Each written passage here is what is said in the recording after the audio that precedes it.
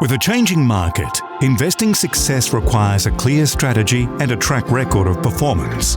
If you're serious about building a property portfolio, you need to speak with Lachlan Vidler and his team at Atlas Property Group. As a national finalist for 2022 Buyer's Agent of the Year, Lachlan and his team are ready to build and scale your portfolio in any market. Whether it's financial freedom or a more secure future, Atlas Property Group is here to guide and support your personalised journey. Visit atlaspropertygroup.com.au to book in your discovery call absolutely free of charge. This is a Momentum Media production.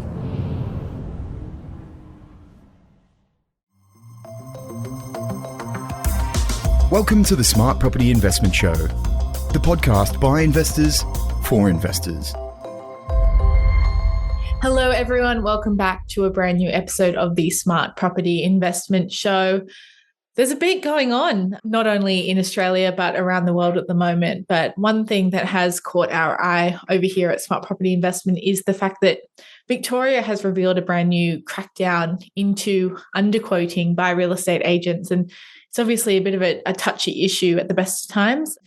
I was recently lucky enough to sit down with the CEO of the Real Estate Institute of Victoria, Quentin Kilian, and we actually unpacked some of the issues with this and whether or not underquoting is as much of an issue as the government is saying, and whether or not it's worth the nearly $4 million investment that the government has now announced that they will be making. So have a listen and let us know your thoughts. The top 100 agents are the best of the best, listing and selling more than any other agent in Australia. Sold. Congratulations, sir. Well done. These are the practices, actions and beliefs of the most successful agents in Australian real estate. Raw, honest and completely uncut. Welcome to REV's Secrets of the Top 100 Agents. Hello, everyone. Grace Ormsby here. Welcome back to a brand new episode of REV's Secrets of the Top 100 Agents. And I think it was only recently on this podcast that I mentioned how important it is to us to be on the forefront with news and what's going on for the industry. And one thing that has broken overnight, which is a pretty big news story, is around the Victorian government's plans to introduce a dedicated task force to crack down on underquoting in the state of Victoria. To talk through this, it is an absolute pleasure to be welcoming at very short notice to Quentin Kilian, the CEO of the Real Estate Institute of Victoria. Quentin, thank you so much for your time today. It's obviously not the best circumstances for us to be chatting within. No, it's not, Grace, but it's good to be back on the program. It's wonderful to be talking to you again. But yeah, not the best way for us to be having a chat. I think not only for the reasons of the creation of this very overpriced taxpayer-funded largesse from the government, but also the fact that it was sprung on us with absolutely no consultation whatsoever with a key stakeholder from a report that supposedly created the need for it, but the report itself hasn't even been released.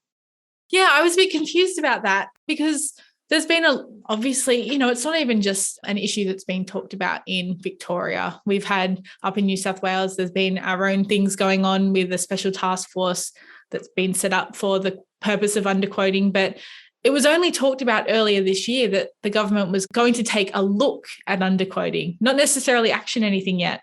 The thing is, there seems to be some ongoing obsession within this government, and the reality is that there are good, strong laws in place, and the government went about the task of putting law in place, legislation, which says here's what you can do and here's what you can't do, and if you do the things you can't do, you will get fined. Right? So we have legislation, we have training, we have education, and we have monitoring. We have the likes of VCAT and tribunals and courts that if they do break the rules, there is penalties for this. We fail to see the need to spend $4 million of taxpayers' funding on something that is really not justified. There is no up-to-date, absolute, unequivocal evidence that we've seen anyway, or that's been presented to us, that says this is so out of hand and so desperate that we need to create a whole new task force, fund it with $4 million of taxpayers' money, and not tell you what the terms of reference of this task force are, how it's going to operate, what its extent will be, what its achievements, its outcomes are aimed to be. None of that's disclosed. And it's developed from a report that we contributed to wholesomely in April of this year, including a number of suggestions on how the government might monitor and deal with the possibilities of underquoting. It's now mid-September. We still haven't seen a copy of the report, but apparently we're able to implement things from this report that we haven't seen released yet. So let's go back that little bit to February. I think this consultation period was first announced. And we did know then that underquoting was going to be one of the things that would be investigated, amongst a number of other things, just basically purely around the property industry. So then April rolls around, you inputted into this report. What were some of those things then, just because we're keeping the focus on the underquoting at the moment, what were some of the things that you did suggest at that time would be ways to look at that? We had quite a number of items, not only in the underquoting area, but right across a broad spectrum of questions that came up. There were about, and again, it's been so long ago, but I remember there was roughly about 8 or 9 key elements to the report or to the review. And we contributed to each one of those through using our members, using input from various committees and input from the members, so that we were actually talking to the government about what the industry feels would be the best way to handle some of the issues they were bringing up. And all of them, we felt, were not contradictory to government needs. They were not telling government no. We were simply saying to them, here's a great way that we think you could do this, meet your ends, but equally do things in a way that don't disadvantage or disenfranchise the industry, which remember that this is an industry that brings in nearly half of the state's annual revenue every year in tax dollars. I like that you bring up the point about disenfranchising people, especially those within the industry. We're going to pick that point back up just after a quick break. See you on the other side. Throughout 2022, we've already seen a huge ebb and flow in the Australian housing market. Property prices increased earlier in the year, but the rate hikes have slowed down price growth over the last few months. Even so, we've seen more new listings hitting the market than we've experienced in recent years. Plus, with many property owners having accrued a significant increase in equity, the market is hot for investors looking to snap up another property that may have reduced in price. To help you find these properties, the team at Pure Property Investment have done all the legwork to identify the top 30 suburbs that have not only shown growth throughout this year, but are also poised for strong capital growth over the next few years. Grab your free top 30 guide to property investment guide today at www.purepropertyinvestment.com. Welcome back to this episode of Secrets of the Top 100 Agents, talking on a pretty important point. A big news story at the moment, the dedicated task force to crack down on underquoting in Victoria. Just before the break, Quentin Kilian, you are the CEO of the REIV. You mentioned that, well, $4 million of taxpayers' money is being put towards something that maybe doesn't really have as much of a purpose as it seems to be. From your perspective, is underquoting much of an issue in Victoria at the moment? Look, to be honest, Grace, it's always a concern. As to whether it's an issue, it is a concern. And there are laws that are in place to stop it. And the REIV has absolutely zero tolerance for underquoting. And in fact, has worked very closely with Consumer Affairs Victoria over the past to educate the sector on legislation and the agent's obligations. All right. So from that standpoint, zero tolerance, education and compliance are very important to us. One of the things that has come out in the quote from the government as to why they feel they need to have this task force is that since 2015, now bear in mind we're in 2022, almost in 2023, since 2015, there have been 13 instances of prosecutions for underquoting. This is an industry that employs 15,000 people. 15,000 people. They had 13 prosecutions for underquoting or incidents, cases that they brought before them since 2015. Now, I'm sorry, and while I absolutely unequivocally state that we have zero tolerance for breaking the rules or for even twisting the rules. But to spend $4 million on a task force, an unannounced, unconsulted task force, because you had 13 instances since 2015, seems a little bit of an overkill reaction to this. And I feel like as well, I guess from my perspective, we're going into a very interesting marketplace anyway. We're obviously in the midst of a bit of a market downturn at the moment. It doesn't really feel like the time period when this is going to be an issue anyway. No, and you're quite absolutely right. Now, again, it should never be an issue. We make that very clear. Underquoting should never be an issue because it shouldn't occur. But it is more likely, if it's going to occur, that it's going to occur in a market that is on fire and heating up. When you have a market that is turning down, albeit that, again, on a totally different subject, we think the economists have got it entirely wrong with their outrageous predictions of how much the market's going to turn down. But having said that, it is going a little bit cooler and a little bit calmer. The likelihood of overquoting is more likely to occur. Not that that's going to concern them, but, one of the things that I think we've got to keep in mind here with what is supposedly underquoting is that even yesterday there was a podcast that I was listening to, an interview on 3AW that Nicole Rich, the director of CAV, said that it's actually very hard to define real cases of underquoting. That's her quote. Because what a consumer feels might have been underquoting may not have been. So it may occur, and it probably does occur, and we're dead set against it. But what a consumer sees as underquoting may not actually be. It may simply be an exuberance in the market, or it may have been a shift in the vendor's decision on their reserve price at the last minute, which they're entitled to do. So there's numerous factors that come in that need to be examined before you draw the big sword and say, right, you were underquoting and we're going to cut your hands off for it. That really has such a broad spectrum of what happens. But equally, I think it is so important for consumers and for buyers when they are going into that marketplace to do their due diligence and to look at a property and say, we really like that property, but gee whiz, it seems a bit cheap for that area. Don't just assume that that's going to be the price, and then when you get there, it's going to scale out of all proportion, which is possible, but it could. Actually ask the agent.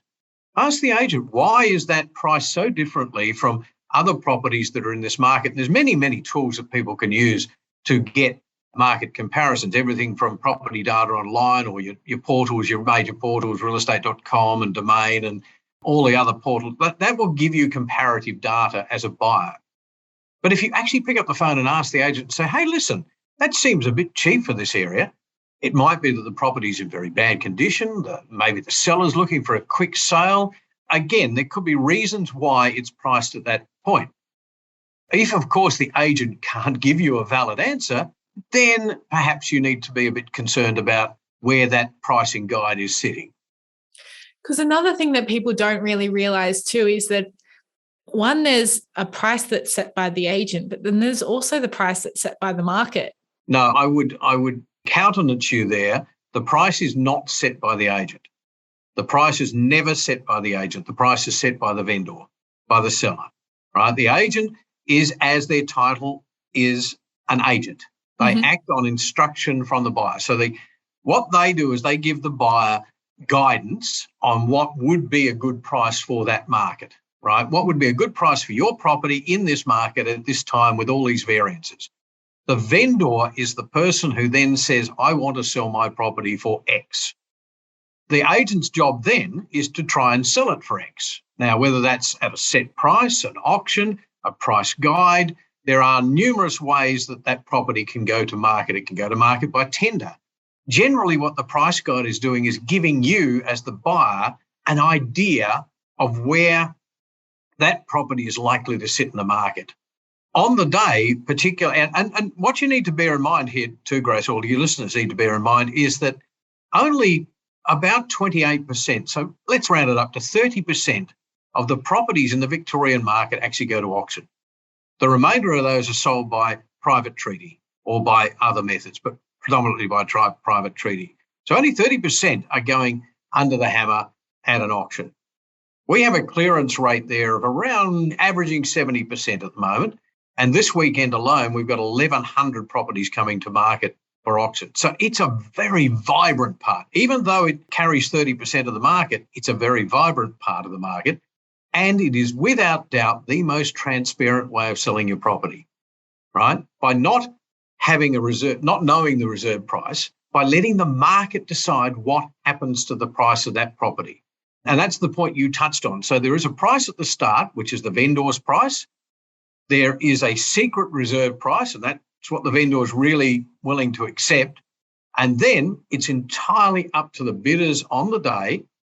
And quite frankly, if they feel that the price guide has overpriced this property, they'll stop bidding at a certain point and go, no, that's our ceiling, that's it. Mm-hmm. But we saw one recently that eluded all common sense to some degree. It was listed quite high in the mid-threes, 3 millions, and everybody went, wow, okay, that's a bit high. Ended up selling for over $4 million. You had 6 bidders in there, and they all wanted it, and they were all cashed up and all willing to spend what they were going to spend on it. So you can't look at that and say, well, that was underquoted, because the market took it to where it ended up. For sure. We're going to take another quick break there, but we'll come back because I feel like it's obviously an issue that's going to be affecting people moving forward. So let's just talk about what the ramifications of this could be on the other side of the break. Have you considered adding Perth property to your portfolio? Momentum Wealth has experts on the ground to help you find the best opportunities in WA. They'll take care of everything from shortlisting and inspecting properties right through to negotiating the best deal on your behalf. And when it comes to managing your property, they have experts for that too. Contact their award-winning team today at momentumwealth.com.au and get your advantage in Perth's property market.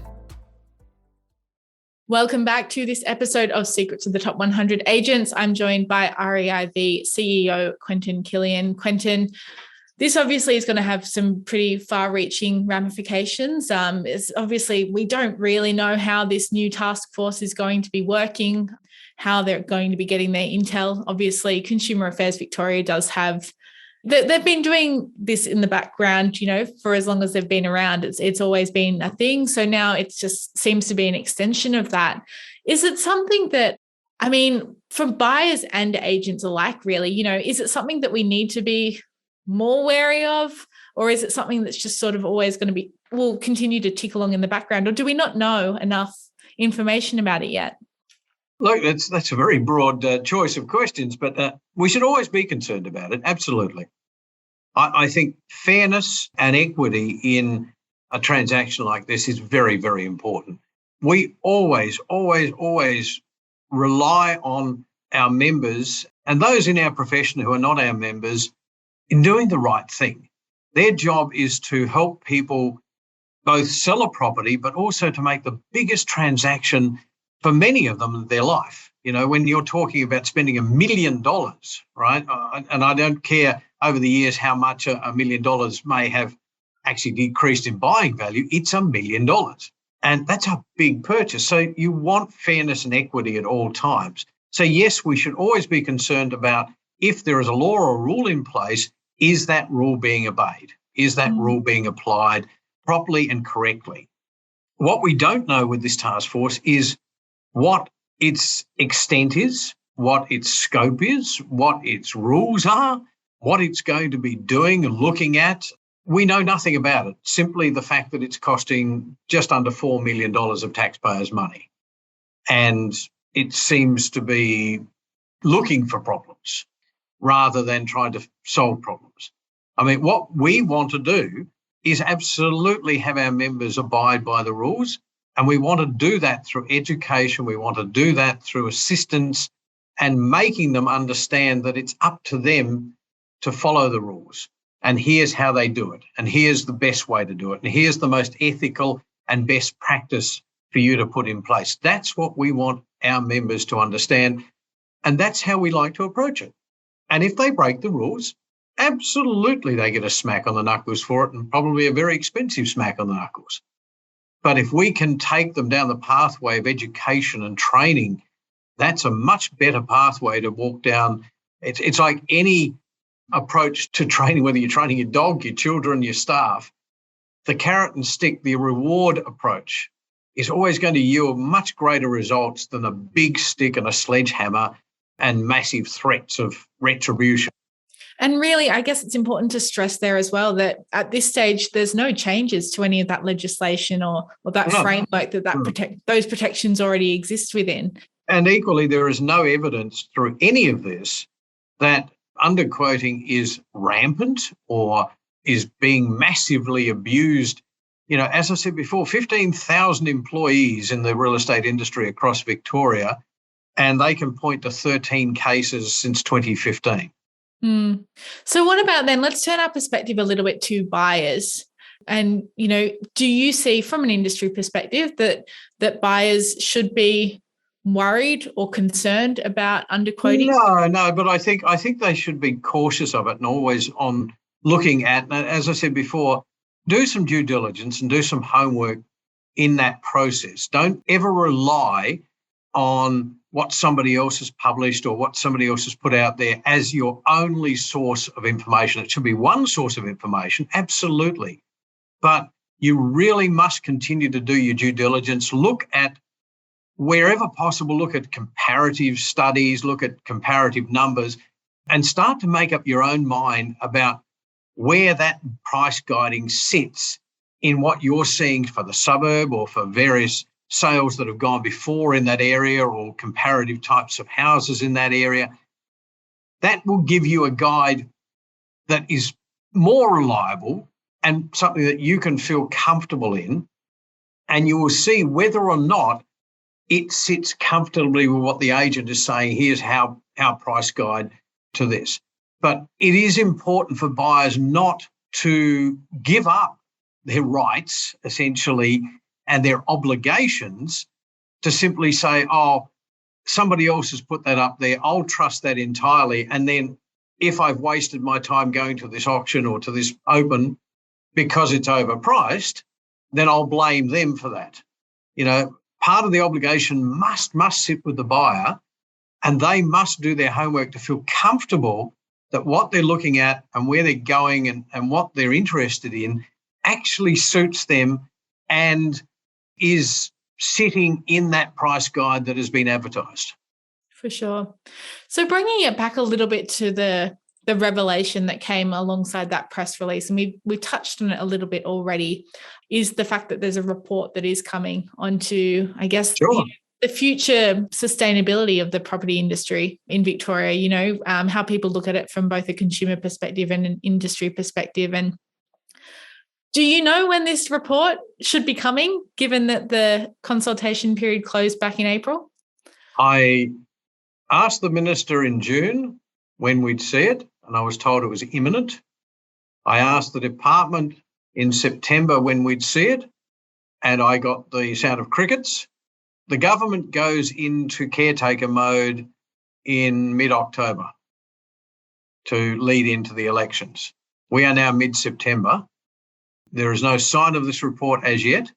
We have been promised, absolutely unequivocally promised from the Minister herself, that when the report is to be released but not released, there would be stakeholder consultation prior to its release, and that the REIV would be included, absolutely included in this stakeholder consultation. Now, interestingly, there are things being done from the report and tied to the report, and the report is being used as the excuse for this task force when no stakeholder consultation has gone on whatsoever.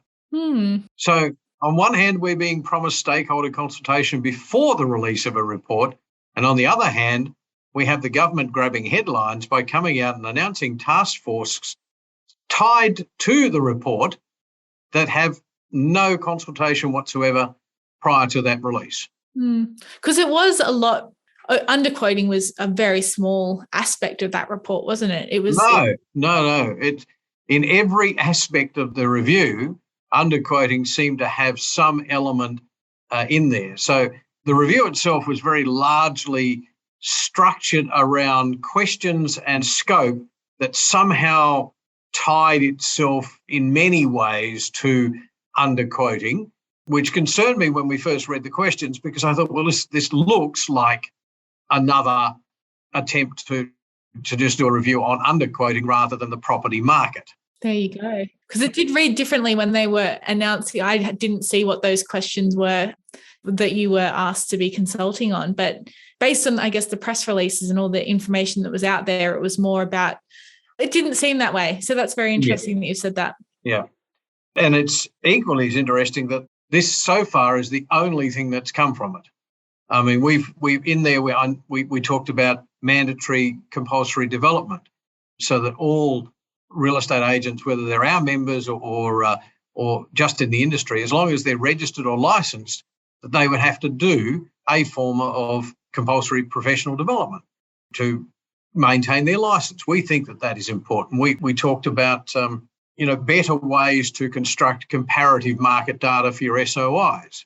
So there were a number of things that we talked about across a broader spectrum in the industry that we felt could improve or continue to improve the quality of the service to the public and to the vendors and to anybody else. I mean, that's one of our aims, continual improvement, absolute, making sure that we are offering the best that we possibly can. Now, is everybody going to do that in the industry?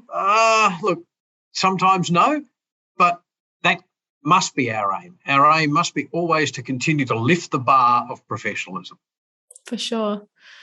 And what else is going on then, Quentin, just to go a little bit sideways at the end of this episode? It's been a busy period.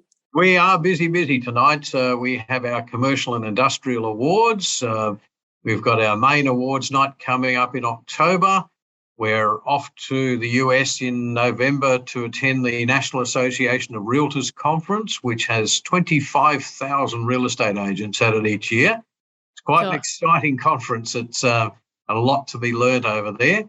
We're making a lot of changes within the industry and within the institute. We've introduced fast-track training. So for those agents that went through the original 3-unit Cert 4 course and to get their qualifications but want to upgrade to the new course, they can come and talk to us.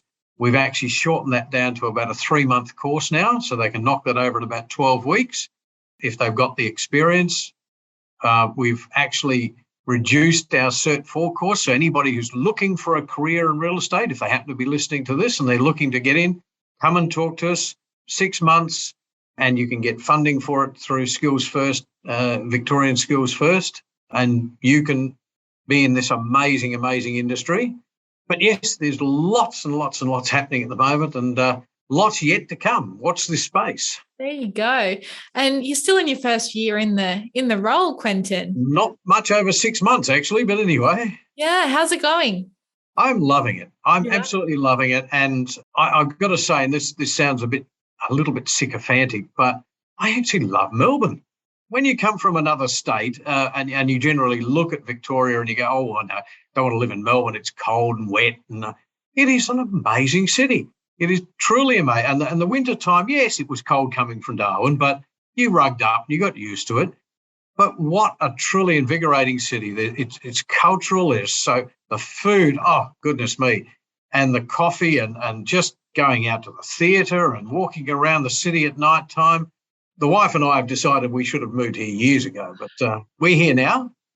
There you go. There's no time like the present, Quentin, and I'm really glad to hear that you are enjoying that experience. And it sounds like you're doing a lot of great things with the Institute at the moment. There's obviously a lot going on, this task force. I'm sure it's something that we'll be talking about in the weeks and months to come, especially if we do end up hearing about this report. So, I mean, it's something that we'll aim to keep everyone updated with, and we'll be in constant chat. Well, hopefully, Grace, it won't be damaging to the industry or damaging to real estate in Victoria.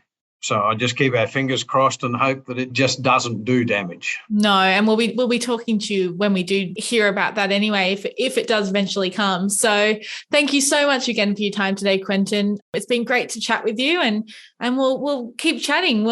As always, Grace, an absolute pleasure. We hope you enjoyed this episode of the Smart Property Investment Show. Probably a little bit of food for thought there. Let us know if you have any questions about any of this, editor at smartpropertyinvestment.com.au. As always, stay up to date with us on our website and our social media, Facebook, Twitter, and LinkedIn. Until next episode, stay safe and well wherever you're listening from. Bye-bye. The information featured in this podcast is general in nature and does not take into consideration your financial situation or individual needs and should not be relied upon. Before making any investment, insurance, tax, property or financial planning decision, you should consult a licensed professional who can advise whether your decision is appropriate for you. Guests appearing on this podcast may have a commercial relationship with the companies mentioned. Would you like the latest news and insights in HR, leadership and people management? HR Leader has you covered. Subscribe at hrleader.com.au.